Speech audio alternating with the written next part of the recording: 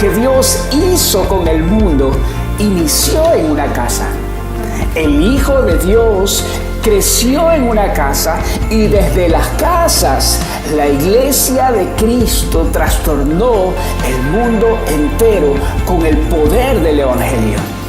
Ese es el poder que hay en una casa en donde Dios ha establecido su morada. Cree en el Señor Jesucristo y serán salvos tú y tu casa.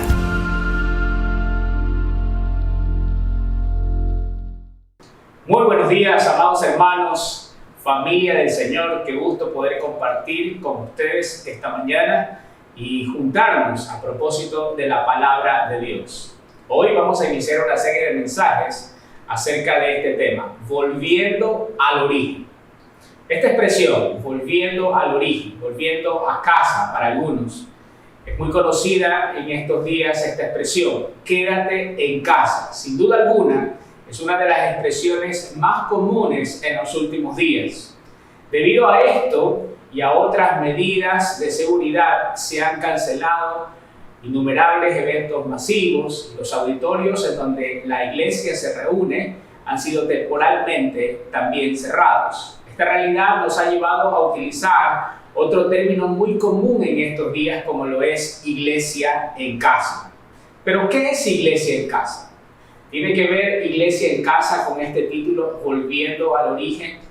Vamos a verlo a través de estos minutos, qué es lo que la Escritura nos declara acerca de esta situación por la cual hoy la iglesia y el mundo entero está atravesando. Lo primero que deberíamos atender es que el hecho de que hoy estemos reunidos en casa y no en un auditorio no es una garantía de que estemos funcionando como iglesia en casa. Iglesia en casa no es el traslado temporal del culto dominical a nuestro hogar mientras volvemos al edificio. No, iglesia en casa es la iglesia entrando en un tiempo de reforma en donde la iglesia está volviendo al diseño original y en donde el culto a Dios no es un día a la semana, sino que es permanente en todo tiempo y en todo lugar. Estamos en tiempos de reforma, en donde debemos abandonar la idea de que el culto a Dios es en un lugar y es en un determinado día. Reforma no es hacer cosas nuevas. La reforma es volver al diseño original, al diseño que Dios estableció para su iglesia, que es el cuerpo de Cristo. Jesús le dice a la samaritana, no es ni aquí ni es allá, sino es en espíritu y en verdad. El apóstol Pablo, a través de la carta a los Romanos, en el capítulo 12, nos habla precisamente de esta realidad.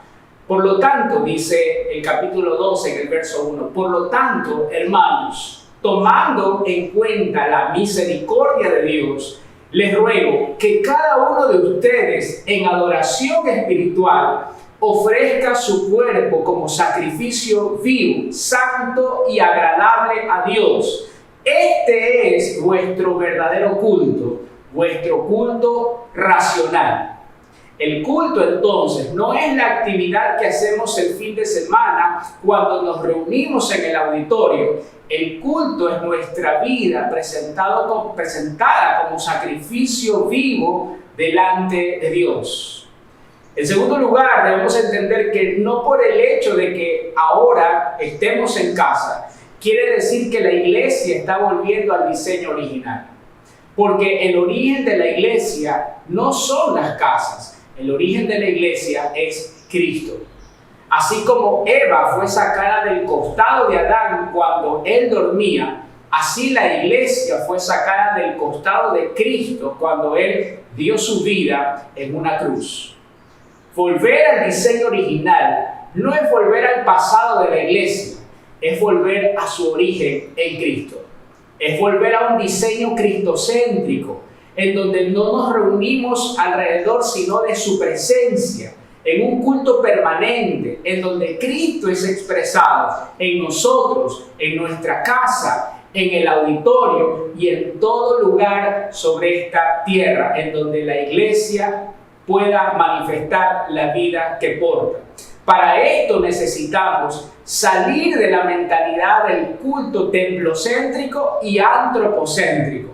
Cuando todo gira alrededor de un auditorio, mal llamado templo o casa de Dios, los recursos, la fuerza y la visión de la iglesia que deben ser destinados para el avance del evangelio, más bien son destinados para sostener una estructura, una edificación inerte y temporal. Los edificios son importantes, los edificios son necesarios, pero son solo una herramienta, no son la iglesia. Nosotros somos la iglesia, el templo y la casa del Señor. Hebreos capítulo 3 y verso 6 lo dice de esta manera: Cristo es fiel como hijo al frente de la casa de Dios, y esa casa somos nosotros. Primera de Corintios 3:16. ¿No se dan cuenta de que ustedes juntos son el templo de Dios y que el Espíritu de Dios vive en ustedes? Dios destruirá a cualquiera que destruya este templo, pues el templo de Dios es santo y ustedes son ese templo. De igual forma, debemos desarraigar de nuestra mente el diseño del culto antropocéntrico, en donde el centro de todo es el hombre y todo gira en función de su propia necesidad. Debemos volver al diseño original, en donde Cristo es el centro y la iglesia se reúne para hacer su voluntad. Volver al diseño original de la iglesia no es quedarse en casa, es permanecer en Cristo. Desde esa posición somos y funcionamos como iglesia en nuestras casas, en el auditorio y en todo lugar. ¿Qué pasó en las casas? ¿Qué fue lo que sucedió en aquella iglesia, en aquel tiempo en donde la iglesia primitiva trabajó en las casas? Si bien es cierto, las casas no son el origen de la iglesia, pero sí fueron las casas el lugar en donde la iglesia creció y se multiplicó hasta llenarlo todo del evangelio de Jesucristo. Iglesia en casa no solo es quedarnos en nuestra residencia, es ver y ver prédicas por internet, porque aún estando en casa podemos estar ausentes del hogar. Iglesia en casa es compartir la palabra de Dios, es tener comunión los unos con los otros y permanecer unidos en oración. Hechos 2:42 nos habla precisamente de 4 características importantes de la iglesia primitiva aplicados a la casa. Nos dice la Escritura que ellos perseveraban en 4 aspectos importantes. El primero de ellos, en la enseñanza de los apóstoles.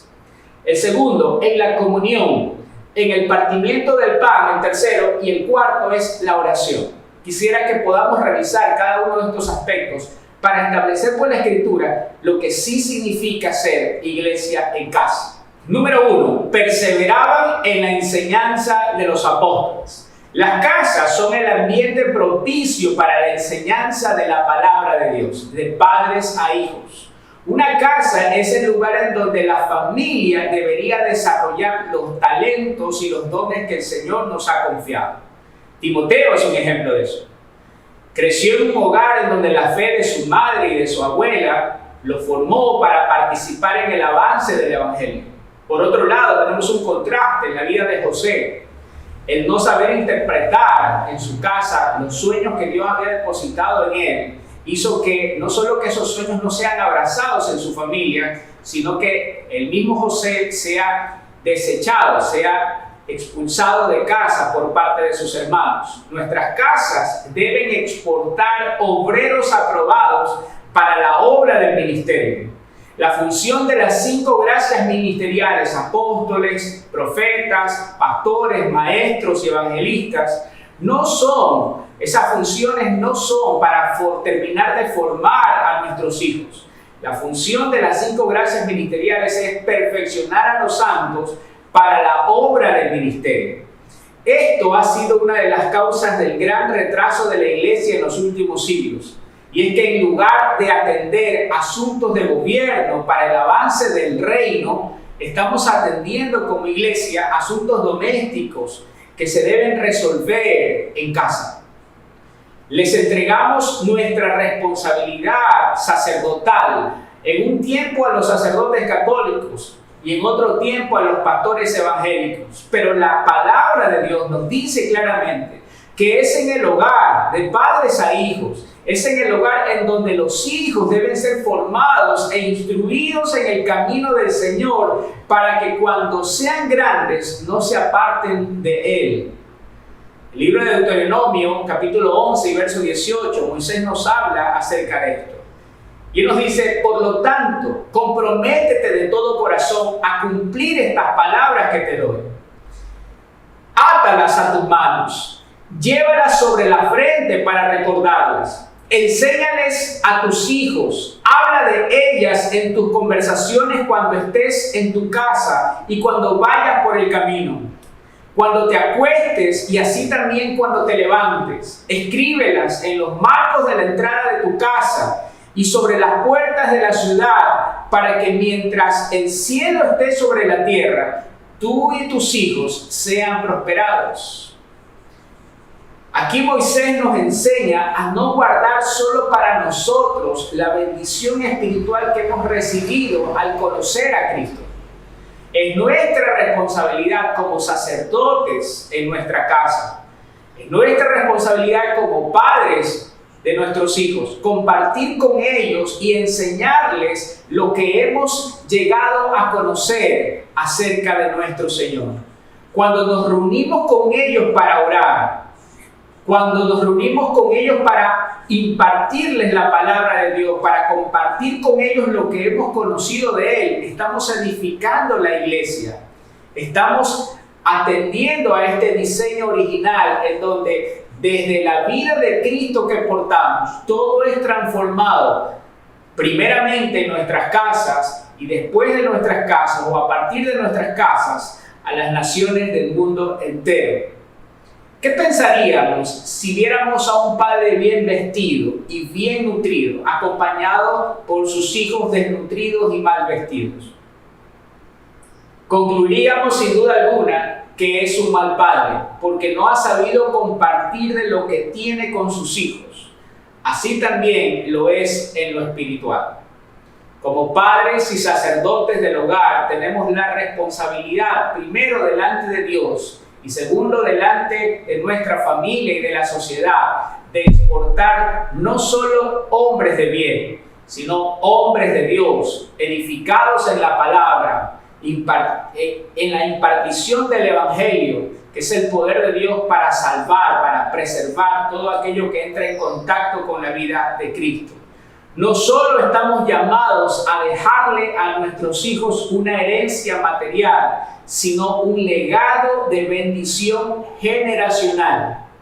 Herencia es lo que dejamos para nuestros hijos, pero el legado es aquello que dejamos en nuestros hijos, aquello que va a perdurar de generación en generación. El mejor legado que les podemos dejar a ellos es un legado de fe, instruyéndolos en la palabra de Dios, enseñándoles a amar y a temer el nombre de Dios. Por eso es que no debemos pensar jamás que alguien externo a nuestra casa es el responsable de la formación espiritual de nuestra familia. Llevamos a nuestros hijos a la congregación no para que los terminen de formar, sino para que sean perfeccionados y enviados en la asignación que el Señor les ha entregado. En este tiempo en donde los auditorios están cerrados, debemos entender que la iglesia nunca cierra. Ahora estamos en casa, el lugar en donde la iglesia del primer siglo se hizo fuerte, el lugar desde donde salieron para trastornar el mundo entero. No debemos desaprovechar esta oportunidad para ordenar nuestra casa y funcionar como lo que somos, la iglesia de Cristo. La iglesia es una familia de familias. Una iglesia es tan sana como lo son las familias que ahí se congregan. Es tan importante que aprovechemos este tiempo en donde estamos juntos en familia, porque es ahí en el lugar en donde la familia, la iglesia, se hace fuerte, crece y se multiplica hasta llenarlo todo con el poder del Evangelio de Jesucristo. Cuando la casa está en orden, el reino avanza, ya que solo funciona el llegar a las naciones si hay una casa ordenada. Si funciona en la casa, seguramente también funcionará este Evangelio en las naciones. Número 2. Dice la Escritura que ellos no solo perseveraban en la doctrina, en la enseñanza de los apóstoles, sino que también ellos perseveraban en la comunión con los santos. No es en el edificio, es en el hogar en donde aprendemos a convivir y a tener comunión los unos con los otros. Es en las casas en donde aprendemos a compartir y a expresar nuestra generosidad. La palabra dice que ellos se reunían en casas y tenían todas las cosas en común y no había ningún necesitado entre ellos. Las casas se convirtieron en la expresión natural del culto a Dios a través de la comunión entre hermanos. Debemos entender que la felicidad no consiste en retener algo, sino en tener con quién compartir lo que tenemos. En este tiempo estamos siendo ejercitados en la generosidad, porque en ninguna otra parte se aprende a compartir tanto como en una casa. La falta de generosidad no se debe a la ausencia de recursos, sino a una mentalidad de orfandad que aún opera en la mente de los hijos de Dios. Hay una pastora muy reconocida a nivel mundial, su nombre es Heidi Baker. Ella tiene un ministerio desde hace algunos años allá en África. Y ella trabaja con los niños precisamente en esta condición, una condición de orfandad.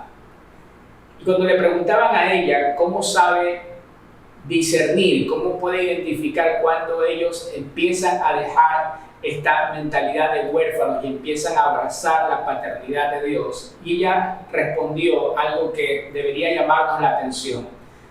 Ella decía que los niños se los reconoce cuando empiezan a abrazar la paternidad de Dios por su manera de comer, porque cuando ellos recién llegan a esa fundación que ella mantiene en este lugar, cuando se sientan a la mesa, comen de una manera rápida y tratan de guardar la mayor cantidad de alimento en sus bolsillos, porque siempre ellos creen que el día de mañana no tendrán que comer.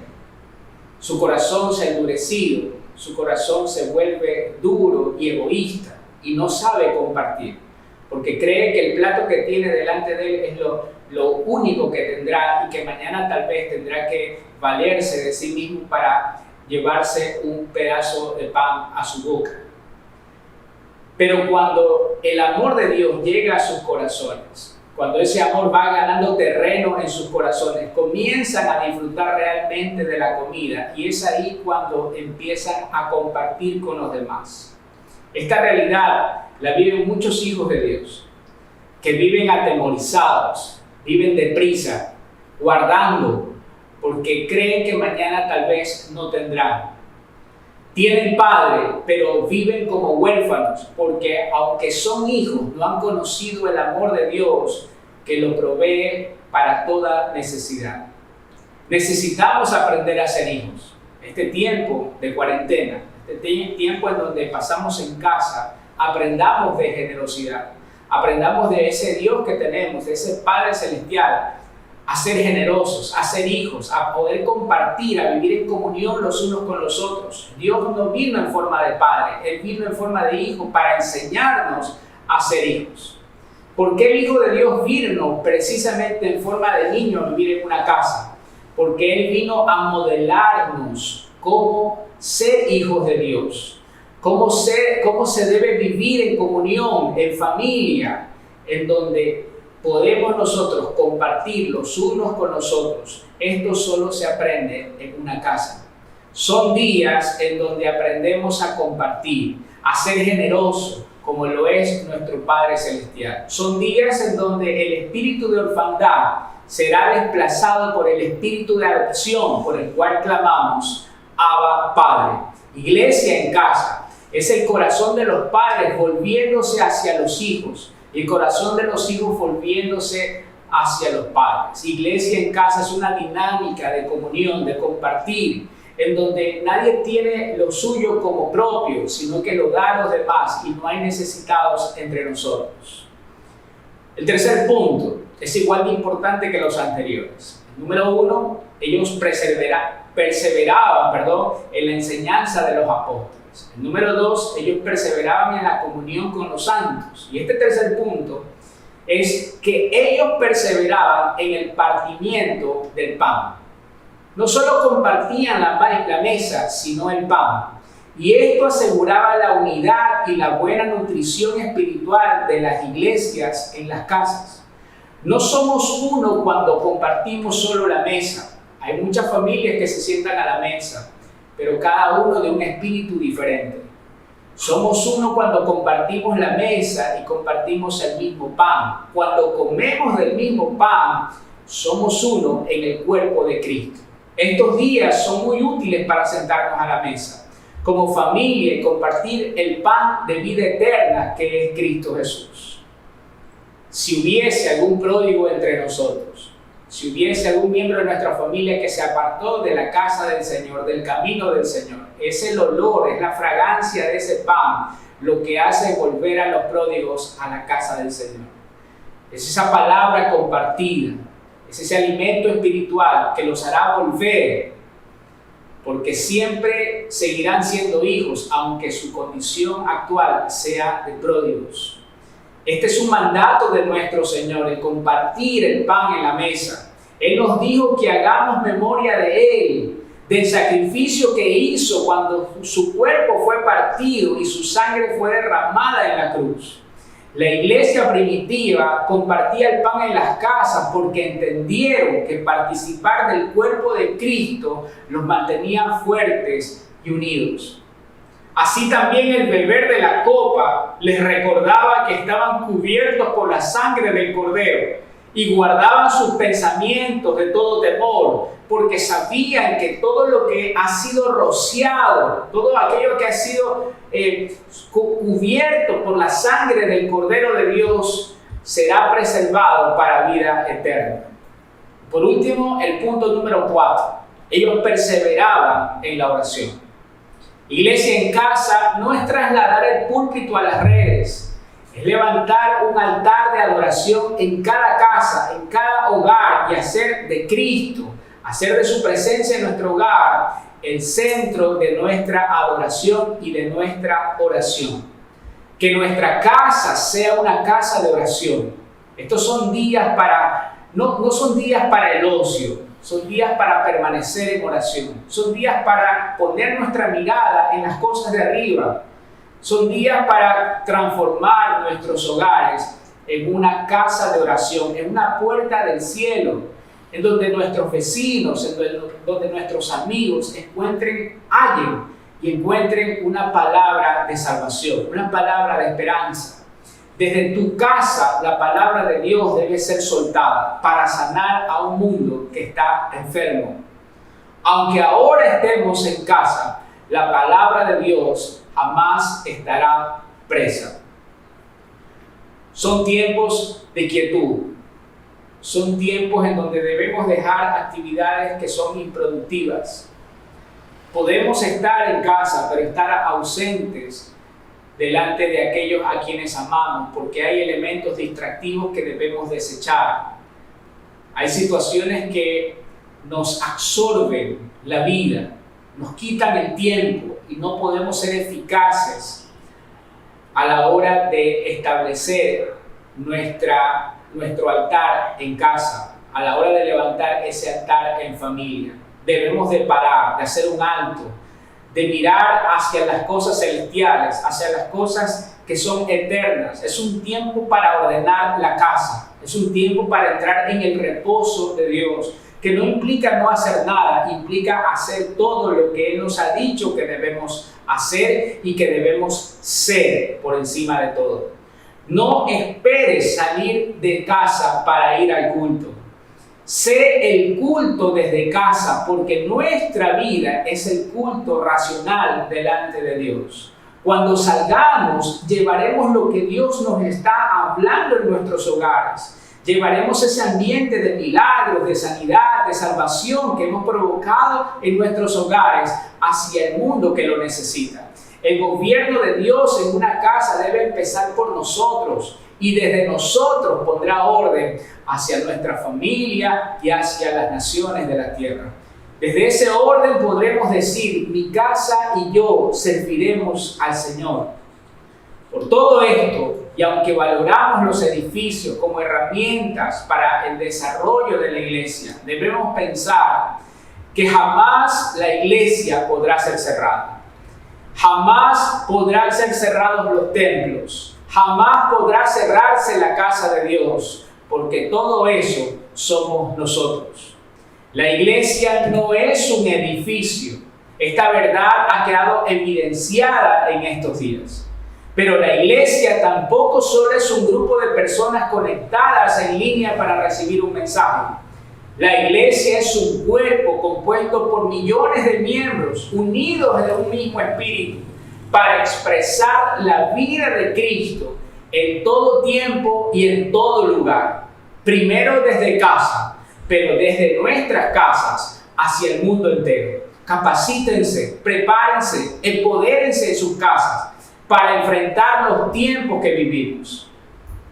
Hoy, para enfrentar esta cuarentena, debemos salir de casa revestidos con equipos de protección. Pero para enfrentar los últimos días, los postreros días, debemos de procurar salir de nuestras casas revestidos de Cristo. En algún momento volveremos a la normalidad, pero no queremos volver a la normalidad de antes. Queremos volver a la normalidad que es eterna. No queremos volver al pasado. Debemos volver a nuestro origen. No sabemos cuándo vamos a salir con libertad de nuestras casas. Lo que sí sabemos es que no debemos salir de la misma manera con la que entramos.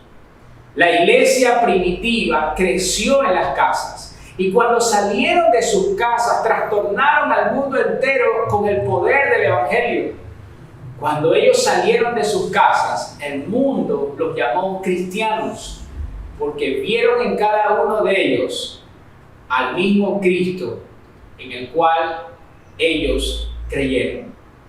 Padre, que se nos revele este diseño al cual tú le llamas iglesia, el cuerpo de Cristo, en donde, Señor, nosotros somos tu casa. Somos el edificio santo. Somos el templo de tu Espíritu, Señor.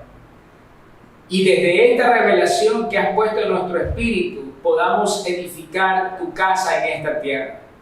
Que nuestras casas, que nuestros hogares sirvan, Señor, para edificarte casa a ti.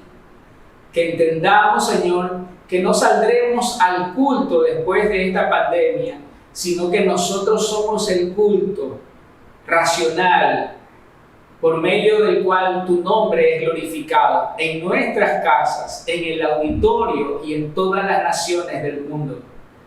Padre, que podamos aprender acerca de lo que las Escrituras declaran, lo que pasó con la iglesia primitiva, Señor, que ocurra también en estos días, en donde a partir de la comunión que tenemos en casa podamos perseverar, Señor, en la doctrina de los apóstoles, perseverar en la oración, en la partición, Señor, del pan, que es alimento de vida para cada uno de tus hijos. Señor, oramos para que a esta hora oscura, Señor, que el mundo está viviendo, tu iglesia pueda resplandecer como lo que es, columna y baluarte de la verdad, como lo que somos, Señor, la luz y la sal de esta tierra. Oramos, Señor, por cada uno de los hermanos de nuestra familia, Señor, que ahora mismo están pasando por situaciones de necesidad. Activa tu iglesia, esa generosidad, Señor, ese compartir lo que tenemos con aquellos que lo necesitan, para que no haya entre nosotros ningún necesitado. Padre, soltamos una palabra de sanidad sobre aquellos que ahora mismo están enfermos. Declaramos, Señor, lo que la Escritura nos dice, que por tus llagas han sido curados. Declaramos, Señor, que esta enfermedad ha sido vencida por la obra completa de Cristo en la cruz. Y declaramos también que vienen días mejores, días en donde podemos expresar hacia afuera la comunión contigo que estamos teniendo desde nuestra casa. Gracias, papá, por la oportunidad que nos brindas de compartir tu palabra.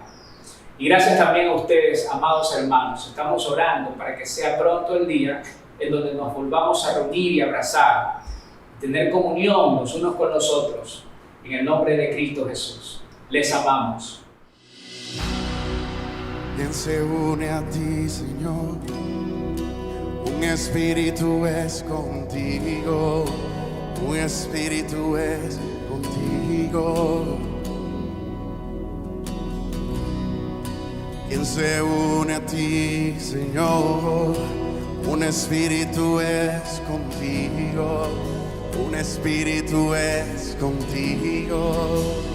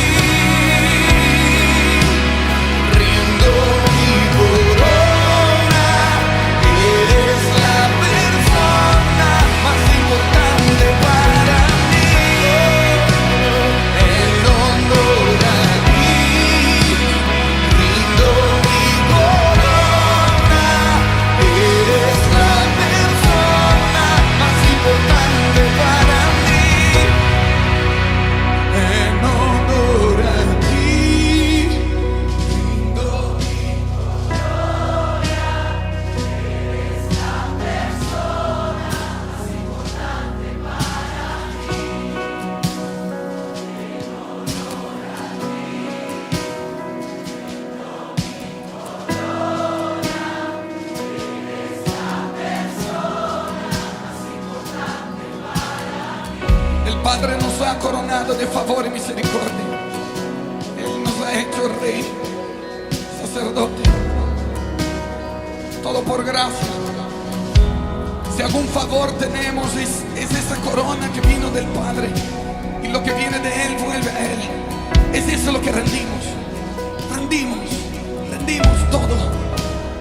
Eres la persona más importante para mí, más que manifestaciones. Volvemos a depender del Espíritu Santo. Nos hacemos más sensibles, respetamos tu persona, honramos tu nombre, honramos tu movimiento. Te damos libertad, de verdad, de verdad, de verdad. Iglesia, prepárate para el gobierno del Espíritu Santo. Otra vez, otra vez. El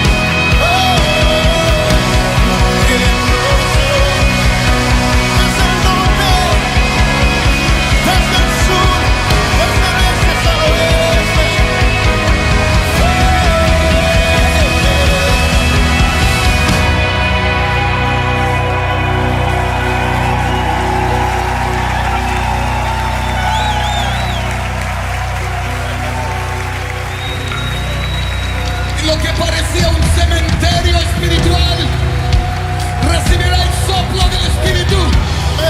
Los huesos se unirán y el Espíritu dará vida y se transformará en un ejército de adoradores.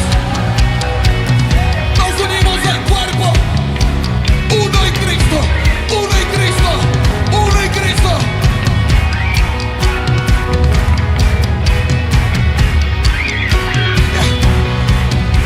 Hueso con hueso, carne con carne. El viento del Espíritu une. Solo el Espíritu Santo lo puede hacer. Somos uno en Cristo, uno en Cristo, uno en Cristo, uno en... Somos uno en Cristo, uno en Cristo. Y cantamos y declaramos: somos uno en Cristo, uno en Cristo, uno en Cristo, uno en Cristo. Somos uno en Cristo, uno en Cristo. Y la ley del cuerpo es: cuando a uno le duele algo, a todos le duele. Cuando uno se alegra, todos se alegran. Se fortalece la unidad del Espíritu, porque la unidad no la hacemos nosotros, la unidad es del Espíritu. Y el Espíritu Santo sopla, sopla, sopla, derribando todo lo que fue hecho por los hombres y estableciendo un reino inconmovible, un